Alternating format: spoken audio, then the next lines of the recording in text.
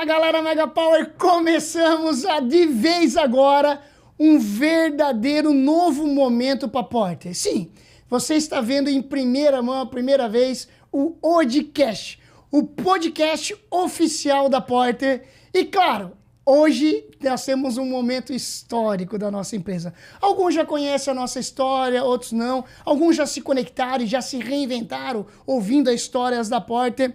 Mas hoje, começando hoje, o nosso episódio com o nosso CEO, o nosso presidente, o grande Fábio Bial. Seja bem-vindo, Fábio!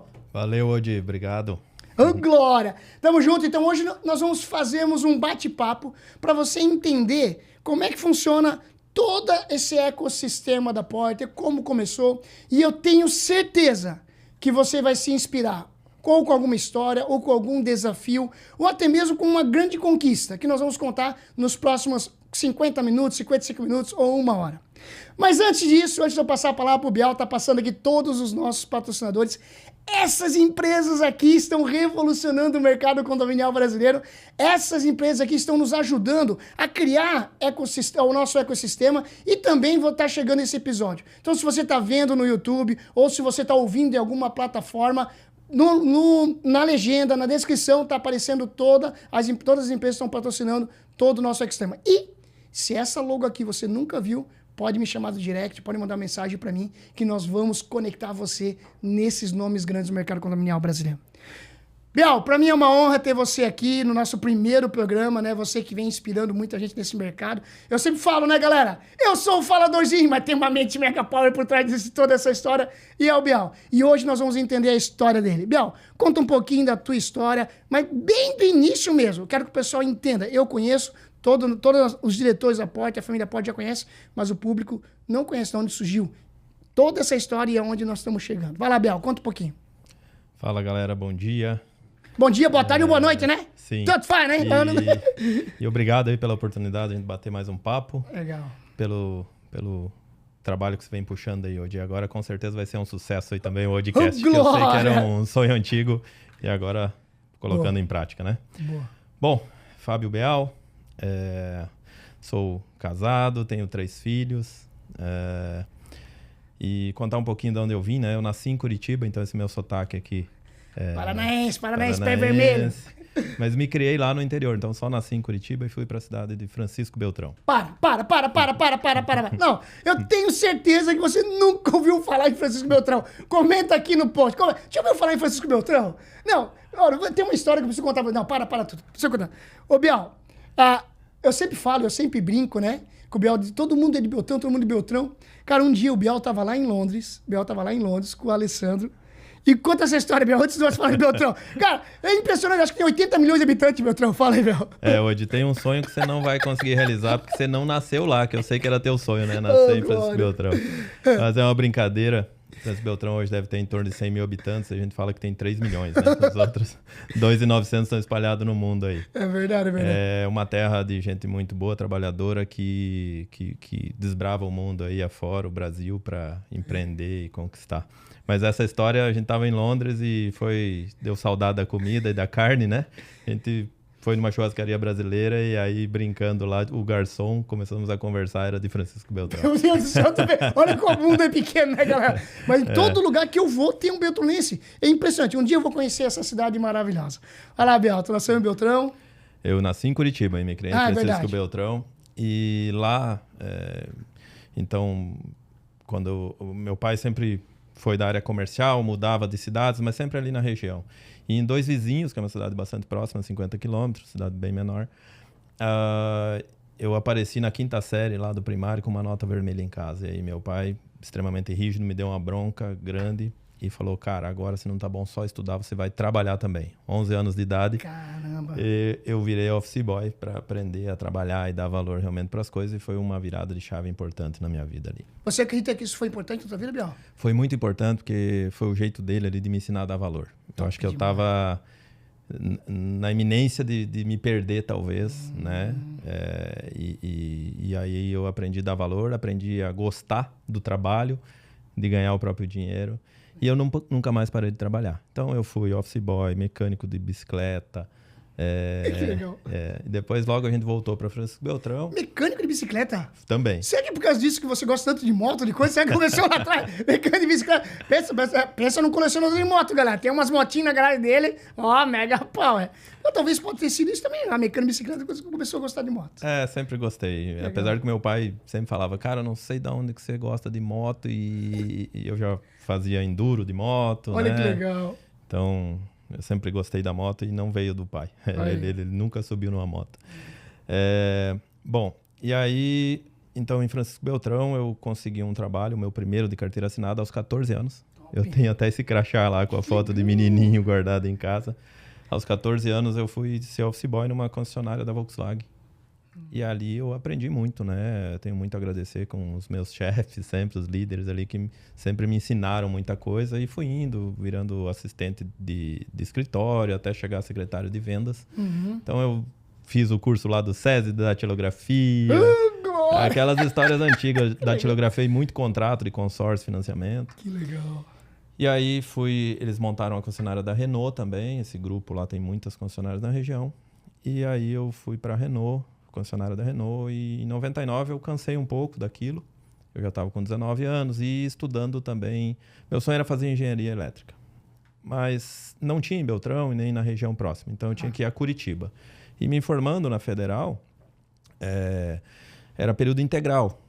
E aí fui conversar com meu pai. A gente nunca passou muita necessidade, mas também nunca tinha sobras. E ele falou, olha, não dá, cara. Eu não consigo bancar você em Curitiba estudando. Se tu não vai trabalhar para se bancar, não dá. Aí não deu para mim fazer esse curso. Eu ainda estava ali no ginásio pensando o que ia fazer. E apareceu uma oportunidade na cidade vizinha, que é outra cidade famosíssima, né? 60 quilômetros de Beltrão, que é Pato Branco. Oh, meu Deus. Inclusive tem rixa Pato Branco e Beltrão, né? Um pouquinho. Qual é a rixa de Pato Branco e Beltrão? Você que é de Pato Branco tá vendo esse episódio aqui, coloca aqui no comentário. Qual que é a rixa? Aí, Bel, continua. E aí eu divulgando, né? Passaram na escola estadual onde eu estudava, divulgando o Cefet, que era então uma escola técnica que fazia o segundo grau junto com o curso técnico. Ah, legal. E foi onde eu vi uma oportunidade e tinha esse curso de eletrônica. Eu falei, é o mais próximo da engenharia que vai E aí ter. não precisava estudar o dia todo daí, nesse momento? Não, era só à noite. Só à noite. Legal. Apesar de ser em outra cidade, já tinha um movimento de ônibus que iam todo dia e voltavam para essa cidade. E aí foi o que eu fiz. Fiz um curso preparatório para passar nessa prova lá do próprio Cefet, consegui entrar. E aí comecei a estudar eletrônica. Então eu ia e voltava, fiquei 6 anos indo e vindo, e de dia eu trabalhava o dia todo. Então eu trabalhava, ia 7h30 para o trabalho, 5h30 entrava no ônibus e... E esse trabalho teu, o que tu fazia nesse momento? Enquanto você estava estudando eletrônica? Eu era um auxiliar de escritório, fazia essa parte papelada de financiamento dos veículos, a parte CPD, que se chamava antigamente, que era a pessoa que mexia com a informática na empresa, que digitava as coisas no sistema. Então era isso. Aí eu me cansei um pouco disso, tava quase... Nesse momento, Biel, vale a pena nós fazer um gatilho aqui, você que tá cansado do teu trabalho, você, caramba, será que é isso mesmo que eu faço? Tá estudando para uma coisa, mas é necessário trabalhar para se manter. Tu já tinha um propósito nesse momento, era muito jovem, nesse momento o que tu fazia? Não, é para se manter mesmo. Meus pais, tava claro pra ti meus as pais coisas? separaram quando eu tinha 16 anos, e aí eu fiquei, a minha mãe, né, meu pai foi morar em outra cidade, e com a minha irmã mais nova. Então, assim, cara, subsistência total, se sustentar e tentar conseguir alcançar os sonhos, né? Ter um carrinho, essas coisas básicas. Tá então, bom. sempre foi, assim, bastante sofrido. Em 99, eu cansei um pouco daquilo e eu estava estudando outra área. Eu não atuava na área que eu estudava. Eu falei, cara, eu quero ver novos horizontes, trabalhar em empresas diferentes, ver como é isso. Aí fui para... tirei uns dias ali para voltar assim, a cabeça ao normal, que eu andava muito estressado, porque era 2 pressões, né? Trabalho e estudo. E aí eu fui depois dessa folga ali de uns 45 dias, eu fui então para um provedor de internet. Fui convidado, mas eu achava que era para trabalhar na parte técnica. Meu pai sempre teve muito altos e baixos na carreira e eu dizia, nunca vou ser vendedor, porque era a profissão dele. Entendi. E eu estava estudando já uma área técnica para não precisar vender nada. E eu aceitei o trabalho, fui lá ver, pedi a conta, saí da empresa, fui lá, certeza que era um trabalho técnico. Cheguei lá, não, a vaga é para vendedor. Aí eu, caramba, vendedor, mas eu não vou vender, mas agora tem o que fazer, tenho que vender. Precisava me sustentar. E para minha surpresa, já no primeiro mês, assim, segundo mês, já fui muito bem. Gostei, já ganhei muito mais que eu ganhava antes. Foi assim um susto. E aí eu vi que com a técnica eu podia fazer boas vendas, né? Conhecendo a parte técnica. Claro, era um vendedor bem técnico no começo, isso a gente vai se desenvolvendo ao longo da carreira. E 1 ano e meio depois eles anunciaram, olha, vamos receber investimentos, agora vai crescer muito o provedor. E eu gostava muito de trabalhar lá. Ficasse 1 ano e meio como comercial lá, vendendo. Comercial. Que top, cara. Mas eu não saía da parte técnica, eu estava sempre ajudando eles a expandir para os outros municípios, porque eu estava estudando tudo aquilo, então eu gostava muito de me envolver. E sim, foi uma expansão ali para as cidades vizinhas e tal. E aí eles anunciaram um novo investimento. E aí quando anunciaram era esse grupo antigo aí que eu já trabalhava. Eu falei, caramba, cara, mas eu acho que agora tá na hora de eu cuidar da minha vida e empreender mesmo. E aí cheguei e falei, ó, valeu, não vou nem entrar nessa nova fase do projeto de vocês aí, porque eu vou tocar minha vida. E aí saí, e eu tinha um colega que estudava comigo e que sabia instalar portão eletrônico, alarme, interfone na prática. Tá. E também estava se formando comigo. E eu não sabia, Alex, o nome dele. Olha que legal. Inclusive, nunca mais vi o Alex. Aí, ó, eu tem tenho que anotar encontrar para ele. encontrar o Uma hora Alex eu ali, tenho ó. que encontrar o Alex. Mas tu saiu já pensando em montar essa empresa, então, de portão eletrônico. Isso ou não? Foi mais ou menos isso. Legal. E aí uma cidade lá, né? Beltrão, pequeno. E aí, vamos fazer essa sociedade. Você instala... Sociedade! Os dois sem R$1 no bolso. Mas eu ia falar, Só cada coragem. um com 100 mil reais, vai fazer uma sociedade. Não. Ele instalava e cuidava dessa parte mais técnica que ele já tinha, eu vendia e né, nós cuidávamos. Mas em 3 meses nós só tinha conta para pagar, não tinha salário, e aí ele falou, cara, recebi uma proposta aqui de uma usina hidrelétrica, acho que foi. Eu falei, vai embora porque tá difícil a coisa aqui, não vai ter dinheiro para nós sobreviver. E aí ele me deu um abraço, foi embora e desde esse dia eu nunca mais vi ele. E beleza, fiquei com essa empresa 1 ano e meio, mas é aquela história, né? Não tinha recorrência, então todo dia primeiro eu tinha as dívidas certas e nada de receita certo. E eu comecei nesse momento a prestar serviço para uma empresa de alarme monitorado. Que é essas empresas que instalam o alarme e ficam monitorando, se dispara, manda o vigilante lá, o patrulheiro. E eu falei, opa, esse negócio parece legal. Aí me aproximando deles. Tu tinha, sabe o quê? Uns 19, 20 anos, 21? 21. 21, tá. 21 anos, foi quando eu abri meu primeiro negócio. E aí... eu falei, já sei, né? Eu acho que isso aqui é um bom caminho. E aí eles falaram, olha, tem uma cidade aqui próxima que um investidor comprou a franquia e tá precisando de um bom gerente lá. Se você comprar um pedacinho, você vai lá tocar, você começa a fazer o teu negócio nisso. E eu fui conversar com o cara, nessa época, todo o capital que eu tinha era uma Fiorino furgão, usada, já velha, que era minha caixa de ferramenta e meu carro, né? Era tudo ali. E aí eu fui lá e falei com o Woody, e hoje meu compadre, inclusive. Eu falei, cara, vamos... eu compro um pedaço aí e tal. Sei que ele botou o preço, eu dei o carro no negócio, ainda fiquei devendo uma parte.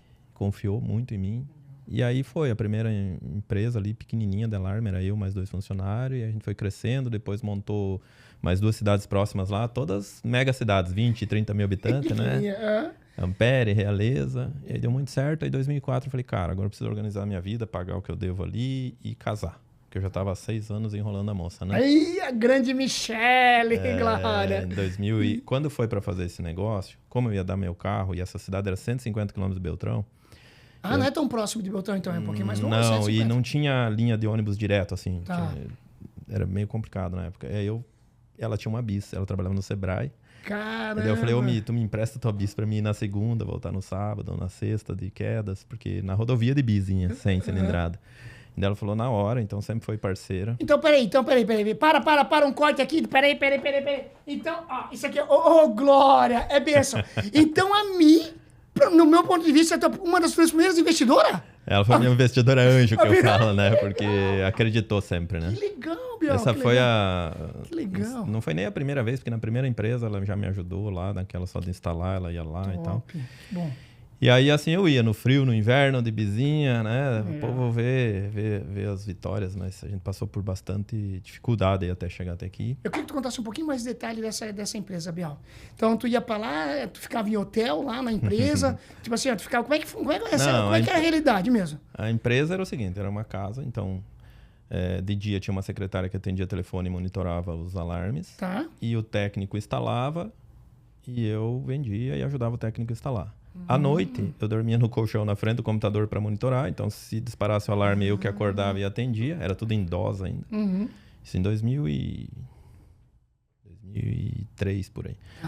E aí, o técnico Se o disparo fosse muito longe, se fosse perto, eu mesmo ia, a pé ou de moto. E se fosse longe, ele levantava, ia lá vestido de vigilante e atendeu o disparo do alarme. Então era essa a empresa, né? Não tinha recurso, nada. Então, sempre trabalhando 24 horas, literalmente, né? Biel, vamos fazer um corte aqui agora, importante. Com certeza tem muitos síndicos vendo esse podcast, ouvindo, donos de administradoras de condomínio, cara, que estão no começo, né? E estão trabalhando 16 horas por dia, 15 horas por dia. Como é que é necessário fazer isso? Quero que tu fale um pouco sobre isso. Olha, Udi, se é necessário, para mim foi. Tá. Eu acho que é para muita gente que começa do nada, né? Que é o meu caso. O que não pode é você achar que isso é normal e passar o resto da vida fazendo tudo. Importante. Então, eu acho que a virada de chave é, cara, eu tô passando esse aperto agora, essa dificuldade, mas você conseguir tirar a cabeça fora d'água, a gente fala, e olhar lá longe onde você vai chegar e aí sempre pensando em como você vai construir para você sair disso, porque não tem ser humano que aguente uma vida inteira nesse ritmo. Muito Né? bom, muito Inclusive, hoje o meu trabalho muito pessoal é desapegar um pouco, porque a gente vai viciando e acostumando, mas está se matando literalmente no corpo por trabalhar tanto. Então, muito bom essa tem dica. que achar o equilíbrio, né? Dica Mega Power, hein? Ó, volte novamente esse áudio ou esse vídeo e pegue os últimos 3 minutos, porque essa dica é Mega Power. Que cai no teu coração isso. Então, você realmente precisa se dedicar, mas como diz o Biel, você precisa sair para fora para enxergar lá na frente, né? Então, é importante esse início, mas você precisa saber que você vai se libertar disso aqui. E trazer gente. Depois o Biel vai falar um pouquinho de como trazer pessoas boas, né? Tá, Biel, e aí, ficasse esse período, já tava com várias filiais, é isso? Conta pra mim. Então, nós tínhamos lá 3, 4 sócios, né? Nessas 3 unidades. E aí eu falei, bom, então vou casar com a moça, que eu tomei a bis dela aqui.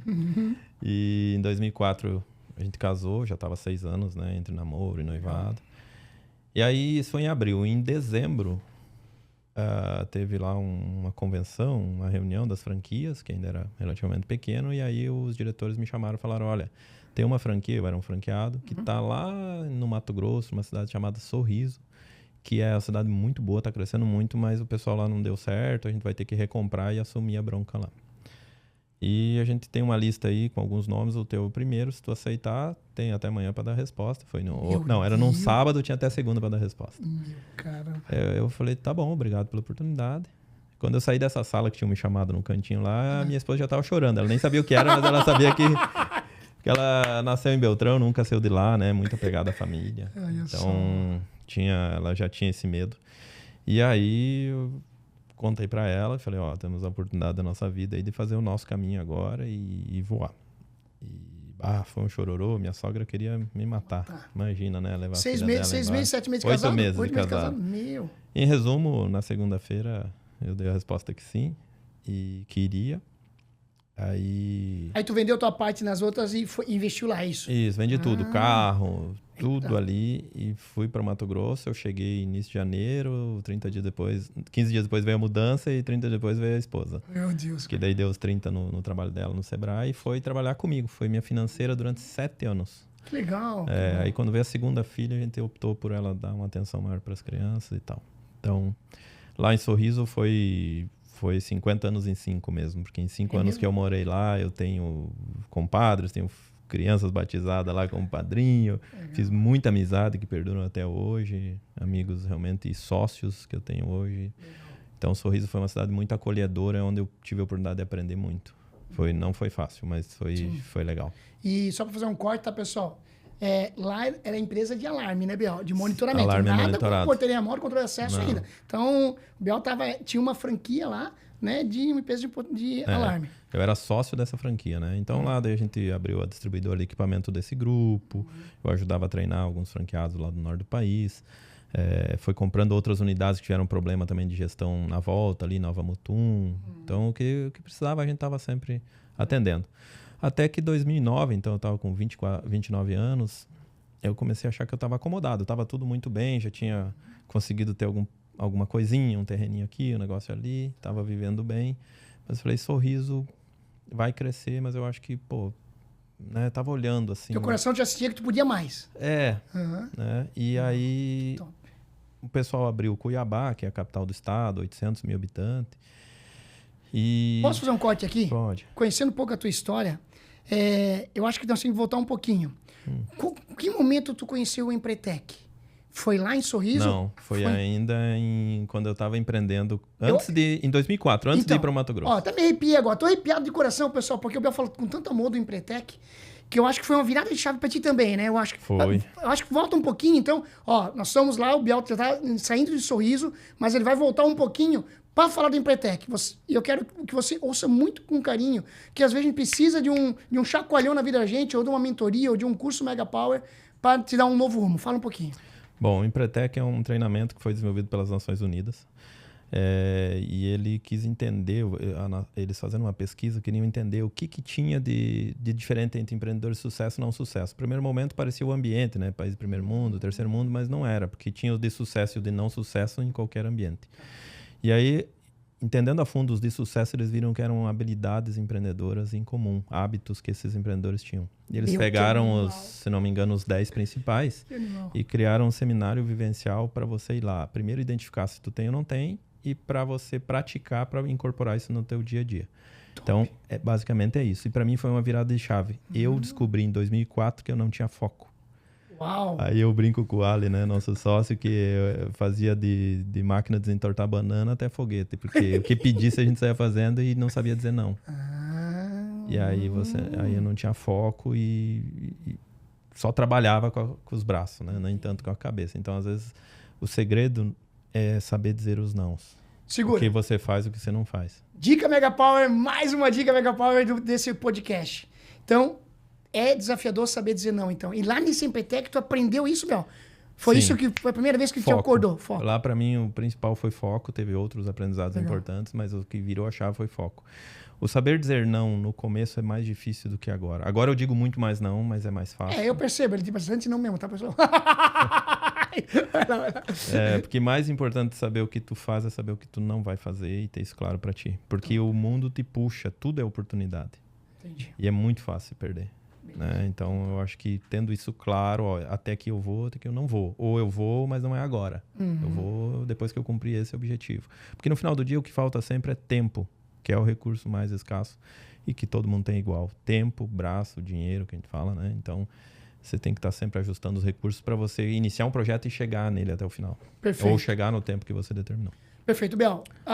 Alguns estão vendo esse podcast e estão dizendo, mas é 7 dias de estudo, 6 dias de estudo em Empretec, vou me desligar? Será que vale a pena? E aí, Bel? Vale a pena, muito, muito. Eu falei, sei lá, para mais de 1000 pessoas, já que pode fazer. Se não gostar, achar que não valeu, eu pago o curso. Opa, peraí. Nós vamos cortar isso ou vamos deixar? Pode deixar, não tem problema. Galera, até hoje eu não paguei nenhum Empretec. Boa. É Mega Power mesmo, né? Top. E, bom, lá em Sorriso eu tive outra virada de chave, falando em treinamento. Eu conheci o Dale Carnegie em 2006, um ano depois que eu tava lá. Que legal. Então, assim, eu digo que os dois ensinam muito, o Dale Carnegie mais na parte de relações humanas, Dale Carnegie mais no amor, o Empretec um pouquinho mais na dor, mas os dois são extremamente complementares. Para mim, esses dois treinamentos, além da formação formal, né, de escola, foram as coisas que viraram a chave no mundo empreendedor. Top demais. Então você tem o meu compromisso agora, que nos próximos episódios eu vou trazer alguém do Dale para poder falar um pouquinho sobre esse curso e vou trazer alguém do Empretec também. Então o Biel já deu 2 cursos aí que deram virada de chave na vida dele e pode ter certeza, fica ligado nos próximos episódios nossos. E vou fazer o seguinte, tá gostando? Você tá gostando desse bate-papo? Vai agora aqui, curte esse vídeo, vai agora, segue o canal e o principal, ativa para as próximas notificações, que quando vir os próximos episódios, que eu acabei de fazer um compromisso contigo, vou trazer o pessoal dele, vou trazer o Empretec e você vai estar recebendo essa notificação para não perder nada. Voltando contigo, Biel, então lá no finalzinho do Sorriso, lá, me conta um pouco mais sobre isso. Bom, então aí me desafiaram a assumir Cuiabá, que precisava alguém para lá, e eu falei, eu estava sempre muito bem colocado dentro do ranking das franquias em relação à produção, numa cidade relativamente pequena.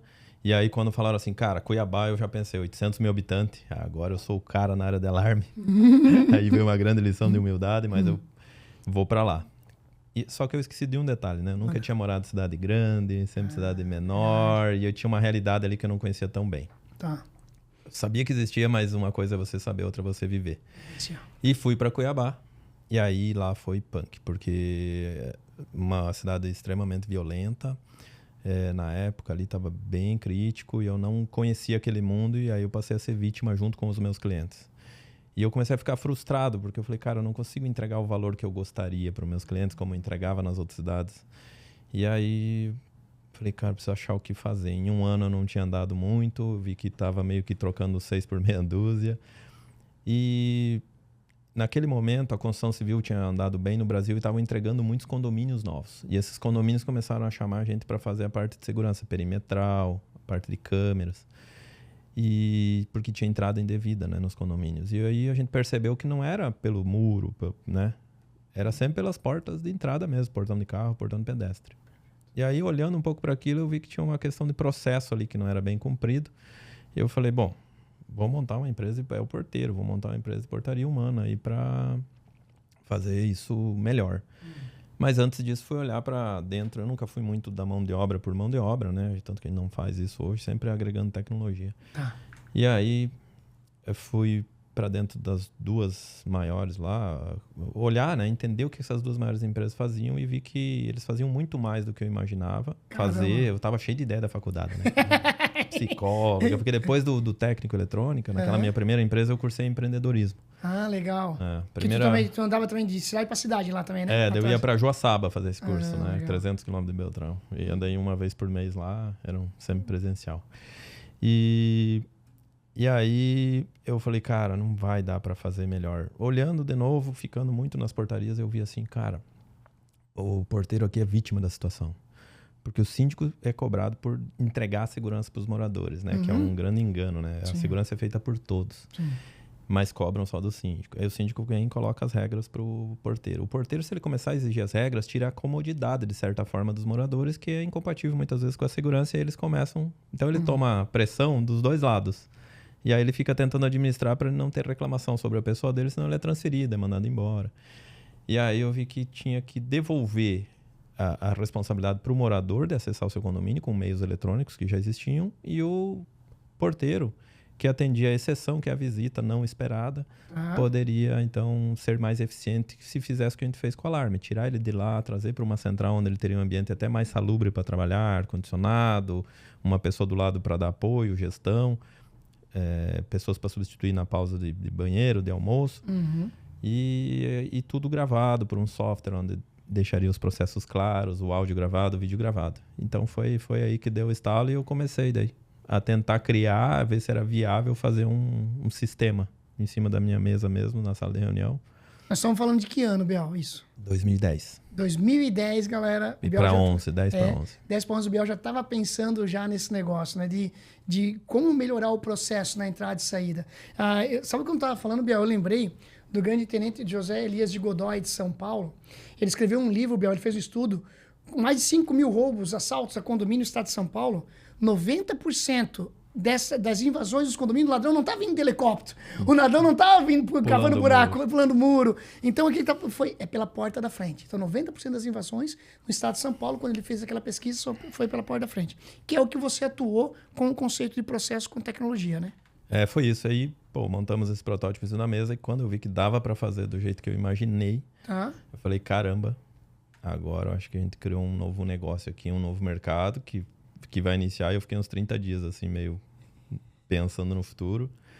E aí, o primeiro passo fui lá, o Ali era meu gestor técnico na unidade de Sorriso. Fui lá, falei, Ali, senta aqui, vamos conversar, tô com essa ideia, né? Precisa alguém que cuide do produto, que ele é o cara da eletrônica. Então, o Ali, tu teve a ideia, tu botou isso nessa mesa funcionando, e tu chamou o Ali para dar sequência na parte eletrônica. Eu falei, Ali, eu já cuido de alguns negócios aqui, tô muito envolvido, e não vou... E eu nem é minha habilidade mexer com eletrônica, apesar de ter estudado.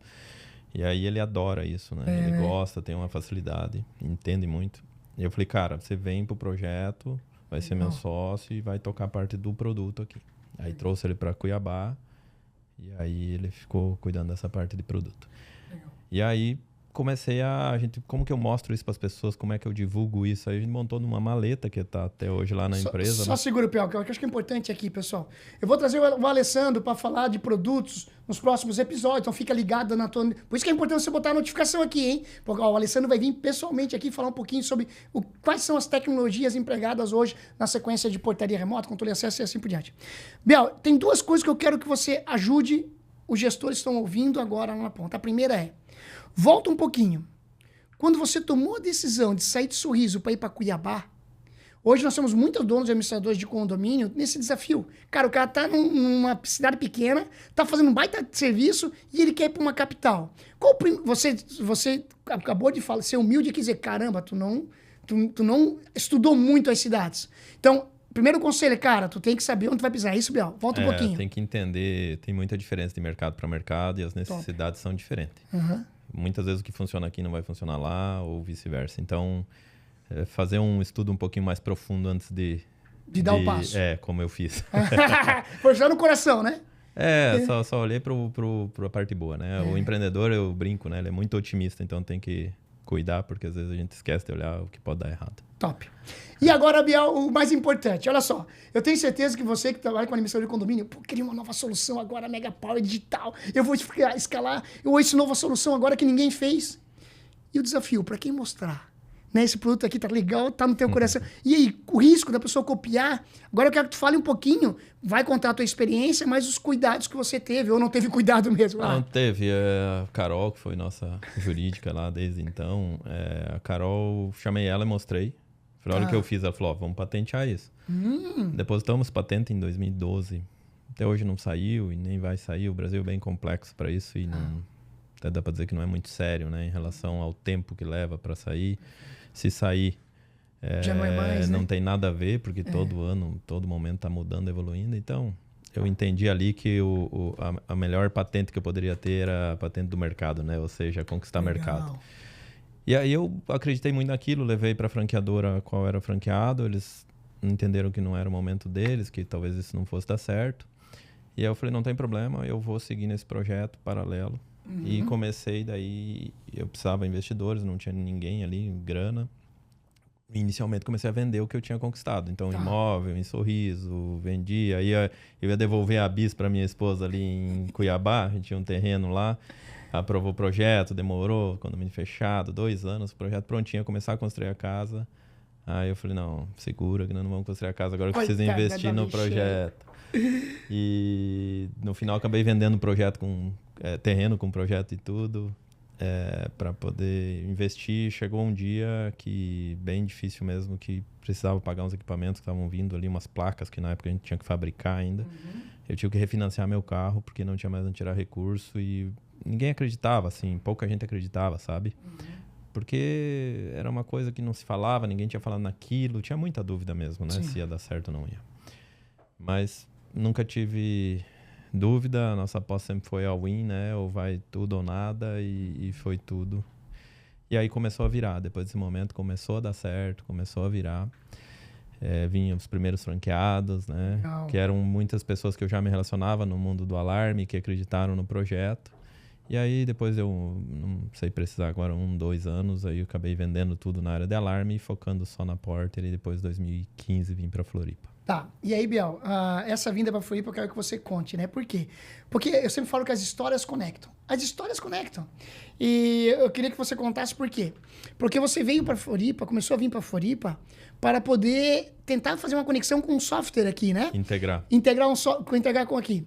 E aqui tu tinha um compadre também, eu quero que tu conte um pouquinho dessa história, que o compadre ficou tão empolgado, o cara vendia vinho e no outro dia vendia portaria, cara. Eu quero que tu conte um pouco dessa história. O Fábio Galiotto, nosso Legal. sócio e gestor da unidade local. Então ele tinha vindo morar para cá, eu nunca mais tinha visitado ele, fazia acho que 8 anos. E aí eu vim, lembrei que ele estava aqui, liguei para ele, falei, vem, fica aqui em casa para nós conversar e tal. Daí ele veio para cá, acabou comprando uma adega de vinho, 1, 2 e tal, mas não estava muito satisfeito ali. E eu comecei a mostrar, eu com aquela maleta sempre embaixo do braço, né, mostrando para as pessoas o que eu estava fazendo. E eu vinha para cá para tentar integrar no software, que era um fornecedor nosso. E aí ele olhou aquilo, entendeu o que eu estava fazendo. Um dia ele me liga, eu estava lá em Cuiabá, vizinho, como a gente se chama, né? Vizinho é um jeito de chamar o amigo, o colega, né? Legal. No interior. Vendi um negócio desse aqui. Que negócio? Não, vendi um condomínio. Eu falei, como, cara? Não, eu fui na Assembleia e vendi, mas você é louco, não tem sede aí. Na época era tudo local, tinha que montar uma central, era bastante investimento. Sim. E nós não tinha nem projeto abrir Floripa. Aí falou, agora eu vendi, agora não sei. Eu falei, e aí, você tem grana pra investir? Ele falou, cara, não, precisamos juntar, tá bom. Aí foi quando apareceu o Chicão, que virou nosso sócio, que tinha se aposentado e vim morar aqui, que gostou muito da ideia, o Juliano. O Juliano, depois do Ale, o Juliano foi o primeiro investidor que acreditou no negócio. Juliano Tava lá em Sorriso contigo lá também. Era lá meu em Cuiabá, amigo né? lá de Sorriso e tal. Legal. E daí veio o Chicão, e aí depois o Chicão acabou entrando também com a gente na franqueadora, que foi onde deu um fôlego pra gente continuar desenvolvendo. Legal. E aí nessas vindas pra cá também, a gente abriu a unidade Floripa, e o Luiz Henrique Bonatti, né, que era então fornecedor de software, falou, Bial, vamos fazer um negócio junto aqui. Vamos montar uma empresa para fornecer tecnologia para o mercado. E aí a gente criou a Keeper na época. Legal. Foi quando eu tive que mudar para cá. Fui avisado numa reunião que eu fiquei sem casa para morar, sem emprego, né, Isso mesmo do dia para noite. Legal. A gente ri até hoje disso. Eu entrei na reunião, não fazia ideia, né? E foi em setembro, em dezembro eu já estava morando em Floripa, de 2014. Legal, bacana. E aí foi uma revolução para mim, conhecer o ecossistema verdadeiramente de tecnologia, porque a gente entendeu que a gente precisava investir em tecnologia, então desde então a gente investe muito em tecnologia, mas eu não tinha ainda Noção do negócio. contato. Uhum. Fui muito bem recebido aqui, tanto pela CAT, quanto pelo ecossistema todo da ilha. A Endeavor nos encontrou também e começou a dar apoio, então foi transformador aí os primeiros 5 anos aí, foi de muito crescimento. Nós já vamos falar sobre a Endeavor, Biel, mas eu quero voltar um pouquinho no passado. Se tu fosse falar o momento mais difícil de toda essa jornada, tu já chegou em Floripa, mas para trás, qual foi o momento mais difícil dessa jornada tua de empreendedorismo e do teu ecossistema que você vivia? Bota na conta aí todos esses anos empreendendo, 1 por mês, no mínimo 2. Oh, glória! Legal. E drásticos, né? Tive problema na área de segurança, com, né, sequestro de cliente, essas coisas todas. Quando nasceu minha filha mais velha, eu passei a noite acordado olhando para ela no bercinho, que tinham sequestrado um cliente meu. E eles estavam lá, refém e tal, Meu lá em Deus, Sorriso, dentro da casa deles. Entrou o bandido e a polícia chegou e ele ficou lá com eles. Caramba. Então foi bem crítico, assim, a gente fica, né? Então teve muita coisa que eu passei e que vai tornando a gente talvez mais resistente aí, né? Mais calejado. Calejado, é isso.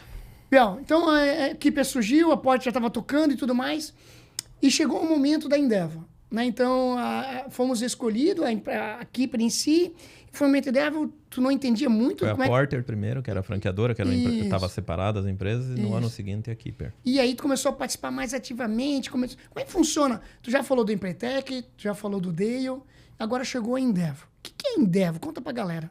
Bom, vamos lá, a Endeavor, ela é uma instituição sem fins lucrativos que acredita que o empreendedor muda o mundo para melhor. Tá? E aí a Linda, né, que é a fundadora, olhou para isso e falou, cara, eu preciso ajudar os empreendedores, mas todos não dá, é muita gente. E ela pensava sempre global. Ela é americana. E aí ela falou, bom, vou ajudar os de alto impacto, que é aqueles que estão fazendo a coisa certa, crescendo muito, porque estão em mercados grandes e escalando. Esses acabam se tornando sempre referência para os demais, então é esses caras que eu tenho que ajudar, porque eles vão ser exemplo para o resto do ecossistema empreendedor.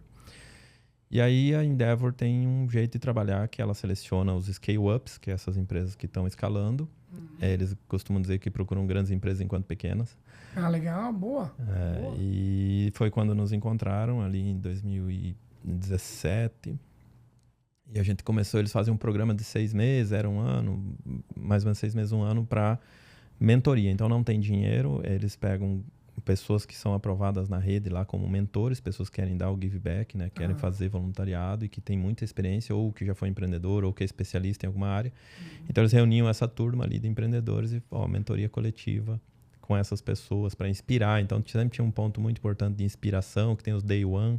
Quem quiser conhecer a história de muitos empreendedores, fera, digita Day One aí no YouTube, vai encontrar da Endeavor. Então é muito legal. E também Então, sempre com essas mentorias. Ao final desse programa, normalmente, né, eles avaliam 800 empresas por ano, era na época, 250 participavam desse programa e uns 10 são convidados para continuar num processo para se tornar empreendedor Endeavor. Uau! E aí eu acabei recebendo esse convite, na época eu até duvidei que seria possível. Eu falei, bom, não quero sair de perto da Endeavor, Na época, a Keeper é bem pequena também na época, né? Quando foi isso, né? Tinha 50 funcionários. Sim, né? sim. E aí eu topei, entrei no processo e aí são 12 etapas, todas eliminativas. Durou praticamente 1 ano e 10 meses. Eliminativo. Então, se chegasse a terceira e não der certo, você cortava, morria já o negócio. Já encerra, né? Ah, legal. Então, eu fui indo, quando eu vi, eu tava na 11ª, que era o painel nacional, aí caiu a ficha para mim. Você tava junto nesse dia lá em São Paulo. São Paulo.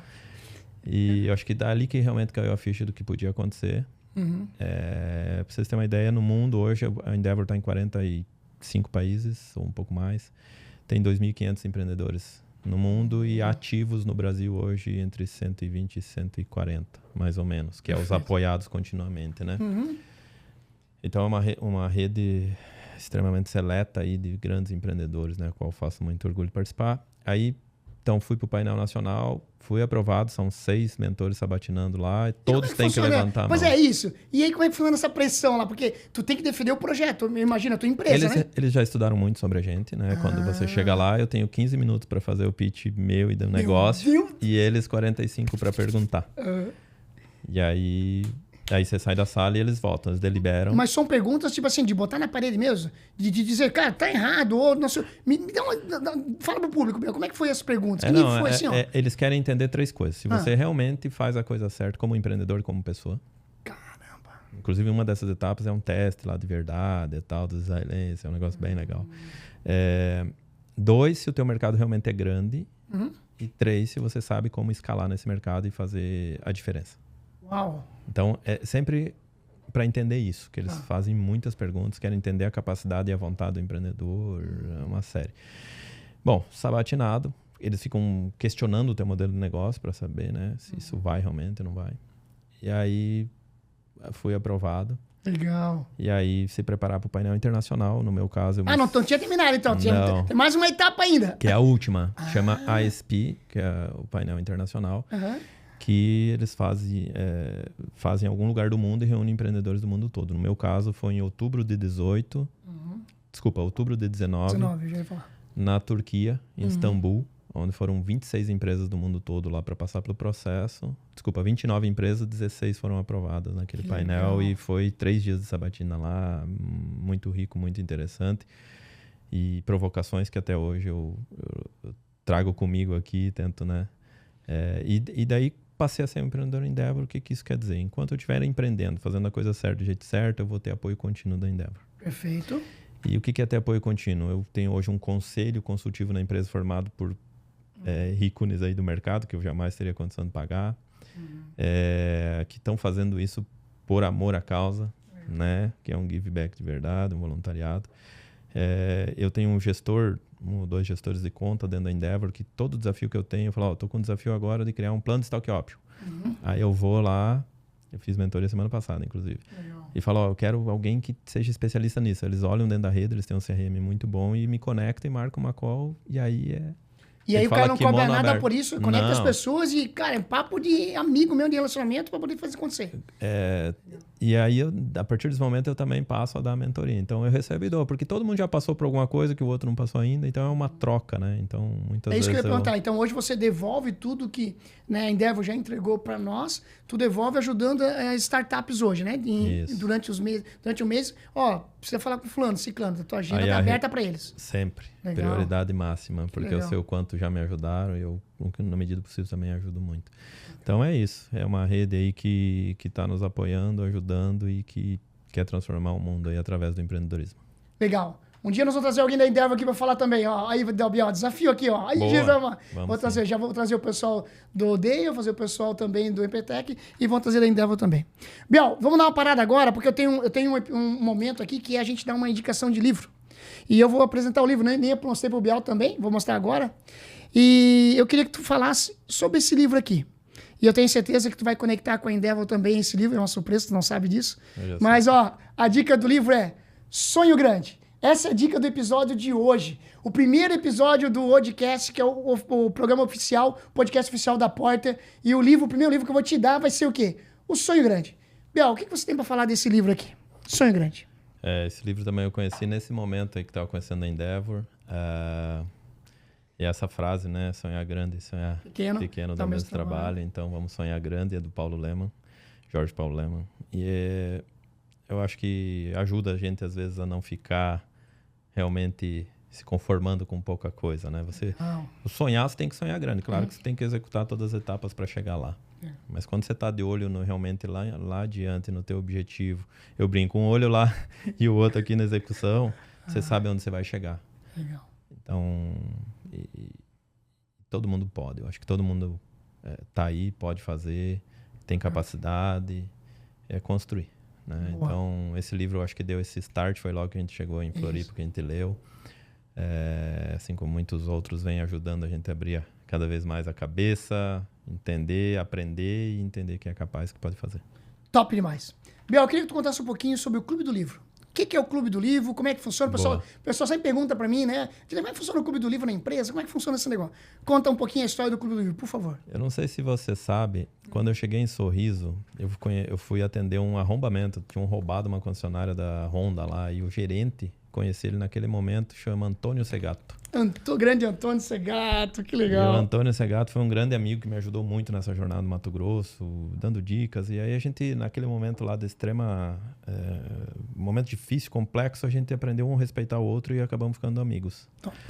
E o Antônio Segato me contou que ele tinha essa prática de fazer o Clube do Livro e eu gostei muito daquilo. E aí eu comecei em 2005, 2006, fazer Clube do Livro na empresa e sempre que eu pude, nunca parei isso. Então, tem duas formas de fazer. Ou todo mundo lê o mesmo livro e faz uma discussão posterior. Mas o que eu mais gosto ainda é cada um lê um livro e tem 5 minutos para contar sobre o seu capítulo ali que você leu aquela semana. Então, uma vez por semana, você reúne uma horinha e 5 minutos. E aí tu descobre um monte de gente que tem 5 minutos e quer falar 10, que não é objetivo. Tem gente que tem 5 minutos e fala 1. Será que na frente do teu cliente está aproveitando a oportunidade que você tem de falar? Será que você não está falando demais e deixando de entregar só o que é importante?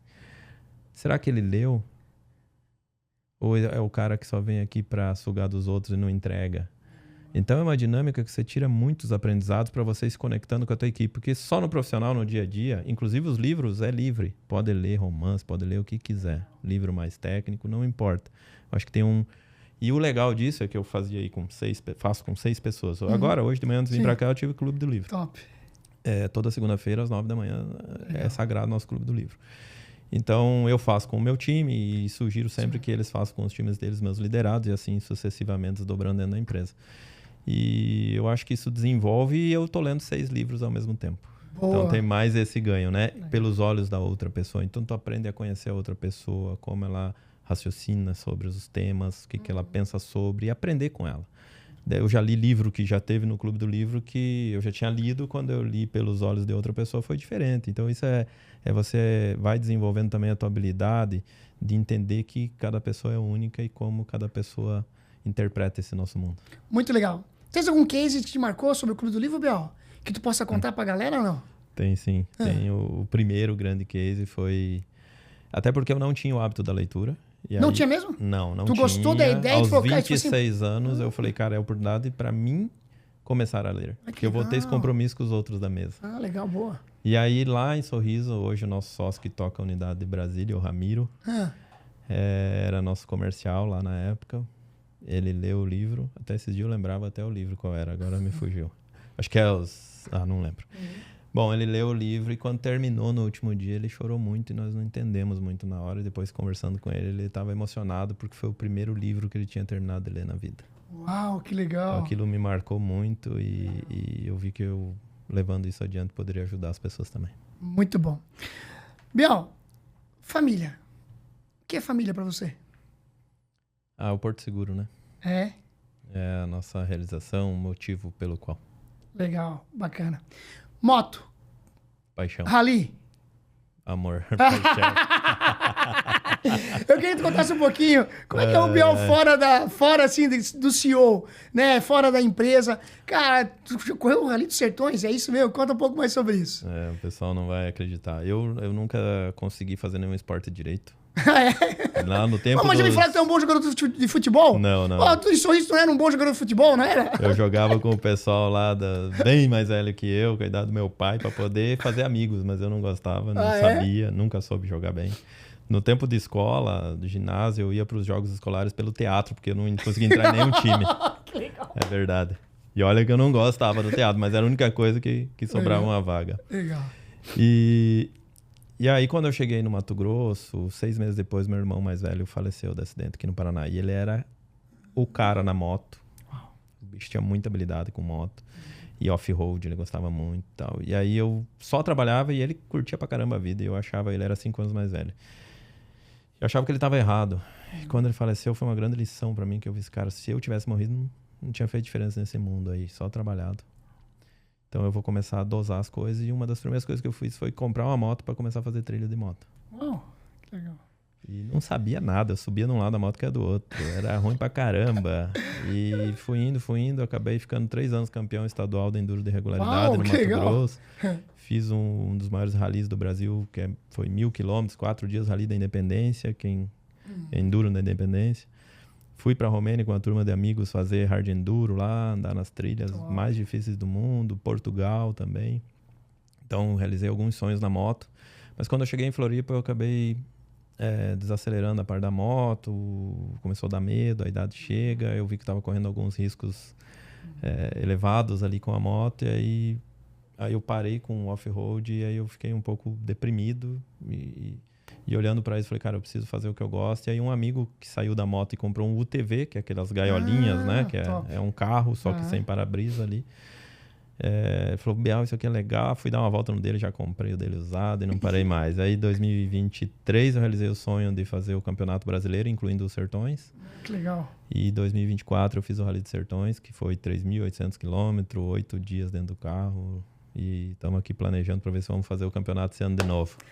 Essa é a válvula de escape. Não, ele vai fazer sim, porque ó, esses patrocinadores aqui, ó, sempre estão nos ajudando sempre, ó.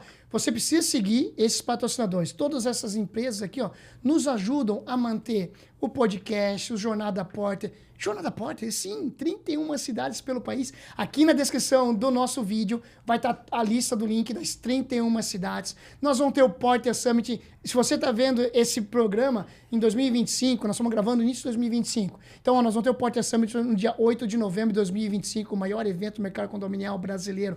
Então, essa jornada, esse ecossistema, são essas empresas que fazem acontecer aqui, ó. Então, que vocês possam seguir essas empresas. Ô, Biel, eu queria que tu falasse um momento, nós somos no início de 2025. Onde a Porter está hoje? Quais são os números da Porter? Estamos em quantas cidades? Conta um pouquinho mais para nós. Bom, a gente tem 60 franquias hoje, 2 no Chile, o resto no Brasil todo. Top. Dessas 60, 10 são filiais. A gente está com entre 2.200 e 2.300 condomínios atendidos hoje. E 650 mil pessoas na plataforma, né? Uau. Então, é um número super... A cada segundo que a gente está falando aqui, 14 portas estão sendo abertas via nosso sistema. A cada segundo, 14 portas estão sendo abertas. Então, é um movimento grande, são milhões de eventos gerados e de monitoramento. Então... E a gente tem uma responsabilidade muito grande em fazer isso bem feito, né? Como a gente verticalizou e decidiu desenvolver a tecnologia para aplicar na ponta, a gente é muito conectado lá com o usuário final. Legal. Então, isso é só o começo. O nosso sonho grande é 10 mil condomínios e eu acho que a gente já está bem no caminho. Legal. Logo, logo vamos bater neles. Hein? Top. Falando em 10 mil condomínios... E também, né, a Alma agora, que agora. Foi a nossa... Isso. Quando caiu a chave no teu coração, o Biel falou assim, cara... A gente tem um ecossistema bacana, mas precisa ali enxergar também a administração de condomínio. Conta um pouquinho como é que foi essa ideia. Cara, isso foi legal, vamos fazer isso acontecer e vamos incorporar. Conta. Muito baseado na experiência do morador. Opa, conta mais sobre a experiência do morador, isso é importante. O morador, a tecnologia começou a chegar nos condomínios, então apareceu um app de controle de acesso à Porter, apareceu um app de convivência, apareceu um app da administradora, mas para o morador começou a ficar confuso, vários apps, aonde que eu acho o quê... E a gente entende que tem que entregar numa única solução. E aí, quando o pessoal da Alma se aproximou, começou a conversar com a gente, aí mostrar o que estava fazendo, eu falei, opa, eu acho que esse pessoal são boas pessoas, em primeiro lugar. A história de apostar no jockey e não no cavalo, né? Eu já apostei no cavalo e deu errado. O cavalo é um negócio, o jockey é um empreendedor. Boa essa dica. Eu fiz Boa. investimentos, inclusive, nessa área já, em cavalo. E deu errado porque os jockeys não iam. Mas paciência, é aprendizado, né? Aí, aprendizado. Queima, Senhor Jesus amado. Mas já foi no passado, aprendeu, né? Lá atrás. Eu acho que tudo faz parte. Eu sou muito grato aí por tudo que a gente passou, porque é o que vem nos construindo aí, né? E agora, então, a gente está nesse processo de integração, que já está saindo aí. Boa parte já está feita. Que é entregar tudo numa experiência única, né? E incluindo a administradora e não passando por cima dela. Então, o app com a cara da administradora também. Personalizar a marca dela? A marca lá na dela. ponta. Isso. Que legal, meu. Então, a administradora também vai conseguir mostrar o seu trabalho lá para os moradores, né? Que era uma das dificuldades. Muitas vezes ela só tem a relação com o síndico, no máximo com o conselho, e os moradores mal sabem quem é a administradora. Então, a gente veio com isso, com essa integração toda no mercado, para que a administradora possa mostrar o que ela faz de bom. Bacana, bacana. Então na verdade, vai ser um aplicativo só, o acesso à convivência financeiro com a marca da administradora. Junto com a nossa marca, isso aí. Top demais. Então, vou trazer o pessoal da Alma também para falar um pouquinho aqui, pessoal, Então, fica ligado, por isso que eu tô dizendo para ti. Tá legal? Confia em mim? Tá legal, né? Então, o negócio é o seguinte, curte agora esse vídeo, ativa a notificação e, claro, segue o canal, né? Para você receber a notificação dos próximos meses, aí, nas próximas semanas. Eu vou convidar o pessoal da Alma para dar mais detalhes sobre esse negócio. Biel, eu quero que tu pegue um assunto aqui, dica Mega Power, hein? Faz um corte desse vídeo, dica Mega Power. Biel, tu consegue atrair todo o melhor de cada pessoa pro teu lado. Né? Então, para mim, você é um dos maiores empreendedores que eu já conheci. Para mim, é um cara muito inteligente. E você começa, da tua jornada, você foi trazendo pessoas que eu acho que te complementavam. E hoje, nós temos vários sócios. Eu queria que tu falasse um pouquinho disso, porque donos de administradores de condomínio aí, gigantes com 1.000 condomínios, síndicos profissionais com 200, 150 condomínios. Em que momento tem que trazer pessoas e dividir um pouquinho para depois somar? Eu queria que tu falasse um pouquinho sobre isso. Dica Mega Power com o Biel. Eu também sempre acreditei muito no poder do empreendedor, mesmo antes de conhecer a Endeavor. E eu acho que nada mais motivador do que trazer pessoas que realmente fazem a diferença para empreender junto, né? Você foi um caso. Legal, boa. Que nós conhecemos, você prestava serviço para nossa empresa. Sim. E eu falei, cara, esse cara aqui é diferente. Eu acho que ele vai poder construir algo junto com nós, aí o que a gente sonha. E aí você tem que dividir um pouquinho, né? Tem formas, tem técnicas para fazer isso, para que todo mundo fique bem incentivado. Não pode ser uma negociação que um lado ganhe mais que o outro, porque senão ali na frente isso vai dar problema. Então, fazer uma coisa bem justa e legal é super importante, um ganha-ganha. E foi isso, realmente, hoje. É buscar pessoas que sejam complementares. Em primeiro lugar, alinhamentos de valores pessoais, né? Isso é super importante para sócio. Se não tiver valores, e valores não é o que você sabe fazer, o que não sabe, a parte, né, de técnica, não. É valores pessoais, no que acredita, isso é super importante. E depois, que tecnicamente seja muito diferente de você, que complemente nas áreas onde você não é bom. Para você poder focar onde você é bom e o que você não é bom, deixa para quem é bom fazer. Top Por demais, exemplo, um podcast. Legal. Ainda bem. Obrigado, senhor. Que legal. Então, muito bom. Sempre muito nisso, né? Então, a gente tem uma cultura muito forte de partnership na empresa, que é trazer pessoas junto para empreender junto, com as regrinhas bem claras. E quando forem fazer isso, nunca esqueçam. Vou dar uma dica aqui que eu, nas primeiras vezes, errei. E a gente só muitas vezes aprende errando, que é, quando a gente vai trazer alguém, primeiro consulte um advogado especialista em M&A. É super importante. M&A é Merger and Acquisition, né? Ou fusões e aquisições. Tem especialistas nisso. Se alguém precisar de dica aí, me conecta que eu passo. E deixar combinado como entra, como valida e como sai da sociedade. Isso é o mais importante. Porque que legal. O empreendedor, ele é muito otimista. Então, ele acha que vai dar tudo certo. E ninguém pensa, e se não der certo, como é que desfaz? Entendi. Isso Boa tem que dica. estar escrito no papel. Boa dica. Né? Para não ter dúvida, para não ficar o dito pelo não dito. Então, eu acho que quando as regras são bem claras, você acaba não usando o papel. Porque está escrito, se alguém tem dúvida, vai lá e lê. Pronto, você não precisa executar nada. Eu nunca precisei. Perfeito. Então, muito bom. Eu acho que aí fica uma dica para quem quer entrar na cultura do partnership e não fazer de qualquer jeito, porque ela pode ser perigosa. Boa. Biel, podemos deixar registrado aqui que se a pessoa quiser uma dica tua e tudo mais, pode te chamar e tu pode tentar achar na agenda um bate-papo como os teus desafios, pode ser, não? Com certeza, será um prazer. Eu vou botar o seu WhatsApp dele aqui, não, brincadeira. Vai estar na legenda aqui, o LinkedIn dele, pode chamar ele lá, galera. Ô, Biel, eu queria abrir um negócio pra galera, que pra mim foi eu já falei isso várias vezes, mas vou deixar isso registrado. Que eu tenho 5 dias tristes na minha vida e eu vou apresentar aqui um dos dias tristes da minha vida pra você, que foi com o Bial. Galera do céu. Ai, Jesus amado. Deixa eu contar uma historinha pra vocês e eu quero que o Bial vai evidenciar a questão do feedback, que isso é importante, e análise, né, de mudar a rota. No final de 2019, o Bial me chamou pra uma conversa lá no auditório da empresa e chegou pra mim e falou, Dilei, cara, tu não tem mais capacidade de dar continuidade na parte comercial da empresa. Cara, eu enxergo tu um talento diferente, cara. Eu enxergo tu... Cara, tu vai criar uma diretoria, na época ele falou de conexão. Cara, vamos trazer alguém melhor que tu aqui no comercial, mas tu tens um potencial tremendo nessa outra área aqui. E eu olhei pra outra área. Aonde tem outra área? Não tem outra área, cara. Não tem. Ele disse, não, mas tu vai ter, tu vai criar. E cara, tu precisa ir pra essa outra área, porque, cara, aqui tu vai, o teu melhor desempenho. Pessoal, naquele dia... Chorou. Eu fui chorando pra casa, cara. Eu fui chorando pra casa. E eu falei pra Ana, Ana, só o Bial, meu sócio falou isso. Ana, calma, respira. Mas no outro dia, galera, eu acordei de manhã cedo entusiasmado, sabe por quê? Porque eu ia me libertar das planilhas Excel. Eu ia criar uma área que eu não ia mais ver planilha nenhuma. E, cara, e aí tudo começou a área de relacionamento da empresa. Mas, Bial, isso foi um dia muito importante pra mim. E eu queria que você... falasse o que estava no teu coração. Por quê? Porque nós temos empreendedores aqui, nós temos dono de emissora de condomínio, síndicos profissionais que muitas vezes deixam de falar para o seu liderado para mudar a rota, porque, cara, sabe como é que vai ser? E isso me ajudou e hoje eu sou o que sou, né? Todo esse ecossistema da Porter por causa dessa conversa que foi muito importante. Eu queria que tu falasse. Uma das coisas, Odi, que eu acho que tem me ajudado a ir adiante nos negócios... Uma das mentorias mais importantes que eu tive ali quando era Scale Up, ainda lá no comecinho, logo que eu cheguei aqui, foi com o Luiz Figueiredo, uma pessoa especialista em RH. Tá. Mentor Endeavor, e ele falou assim... Ele é de Joinville, né? Ele mesmo. Ele falava de conversas francas. Uau! E aí, um dia, numa das explicações dele, falar o quão injusto você poderia ser em não ser verdadeiro com as pessoas.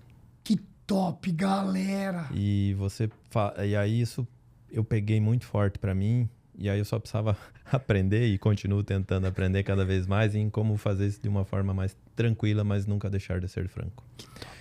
Então, isso tem a ver com a coragem. Então, uma das características do empreendedor é a coragem, se você souber usar.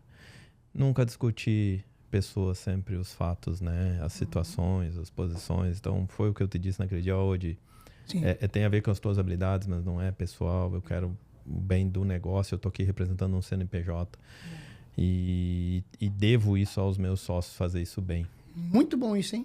Quem tem sócio tem patrão. Separou o CPF do CNPJ, né? Sempre. Isso é o primeiro passo. E quando a gente é pequeno ou tá sozinho, dependendo do tamanho, mas não tem um sócio, a gente tende a misturar um pouco as coisas.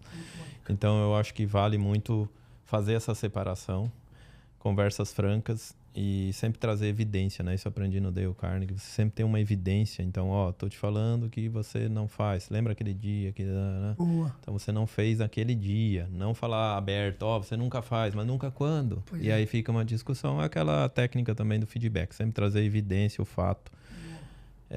Para que fique claro para outra pessoa o que se espera, o que não está indo legal. Ou onde, né? Talvez não tenha aquela competência. E eu acho que é isso, assim, ter a coragem de tomar decisão. Eu podia ter ido levando ali contigo, assim como várias outras coisas. Você sabe, todo ano a gente praticamente se reinventou na empresa. Dizer não muitas vezes para os clientes ali. Não é fácil, mas é o que faz a gente perdurar e crescer. Porque tem que ter coragem. Muito bom.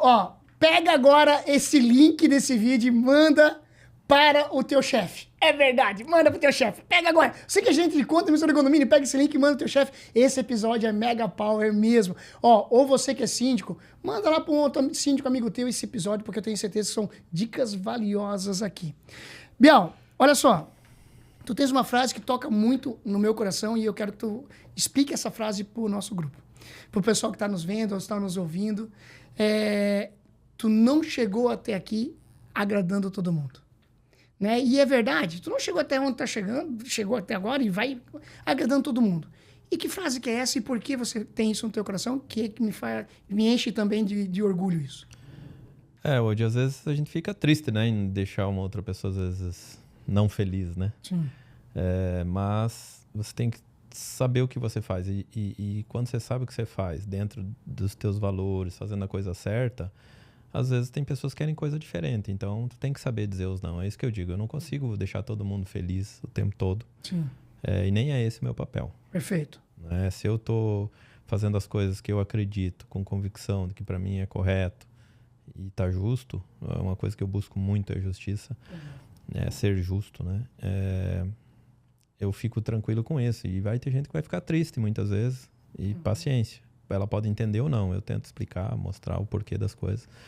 Mas quem tenta agradar todo mundo não tem uma linha reta, sabe? Fica indo e vindo, indo e vindo. E aí isso não se sustenta. Então, acho que não é esse o nosso objetivo, né? Boa. Legal.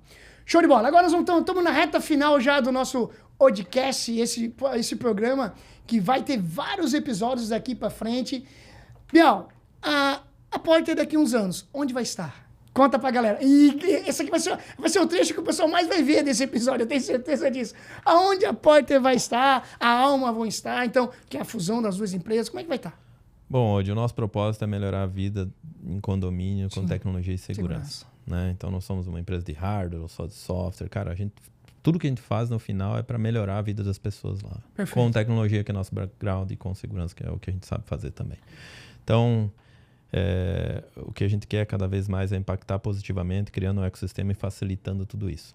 Para todo mundo que está nesse mercado. Perfeito. Então, assim, esse é o nosso propósito, é isso que a gente persegue. Hoje a gente iniciou um livro bem legal do Simon Sinek, que é o Jogo Infinito. Uau, legal. Então já fica a dica aí, a gente leu Jogo o primeiro. Infinito, boa. Jogo Infinito. Vai estar na legenda, vai estar aqui na descrição também esse livro, tá, galera? Muito, muito bom, né? Um outro livro que eu posso deixar de sugestão também, hoje, não sei se você ia vamos botar, mas O Lado Difícil das Situações Difíceis, do Ben Horowitz, que é um grande empreendedor americano. Hoje investidor.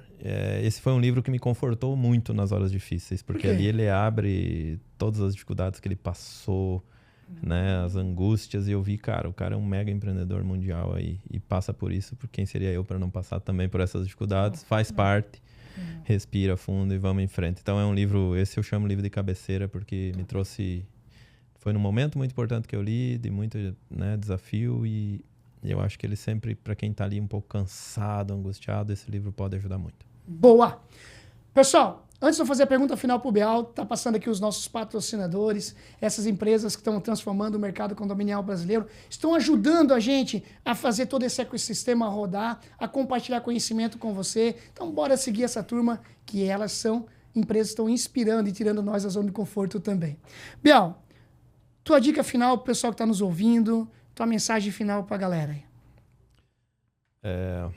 Bom, agradecer muito aí a audiência, e eu acho que é isso, né? Empreender, se você for correr só atrás do dinheiro, é melhor arrumar um emprego, porque empreender é bem diferente disso. Você tem que estar atrás de um sonho, de uma realização, e o dinheiro vai vir sim, tem que vir, mas ele é uma consequência de quando você faz o que você ama. Porque todos os teus concorrentes que não amam o que você faz, naquela dificuldade extrema que você já passou, vai passar, desistem. E você é aquele cara que não desiste, porque tem mais coisa envolvida. Então, eu acho que é um pouco isso. Empreender tem que amar o que faz. Muito bom, profundo, né, galera? Então, estamos terminando aqui o nosso episódio, o primeiro episódio do podcast. Eu tenho certeza que nas próximas semanas você vai curtir muitos os nossos convidados e vamos cada vez mais fazer história. Como o Biel fala, todo ano a gente se reinventa, todo ano a gente faz acontecer. Espero você em algum Jornada Porter, em alguma cidade, tá aqui na legenda desse vídeo, aonde nós vamos passar, e também no dia 8 de novembro, no Porter Summit, o maior evento do mercado condominial brasileiro. Valeu, galera, tamo junto. Tchau. Valeu, abraço.